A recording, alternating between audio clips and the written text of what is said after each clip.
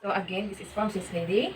They're waterproof, smudge proof, and sweet fruit na mascara na pwede nato himuon na eyebrow. So kung ano imo i-mascara sa imong eyes, mo sa imo i-apply sa imong eyebrow. By the way, this is from Sis Lady again.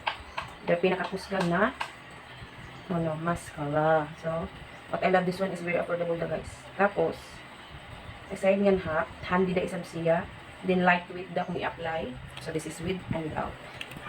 Tapos aside sa lightweight da, pwede na ni magbutang sa imo bulsa dadon. Handy na kadaya, perfect sa any sizes ng bag. Then perfect for everyday use and for occasion. So done, I'm done. I'm almost done. So I'm done na guys. Look at that. So I'm done.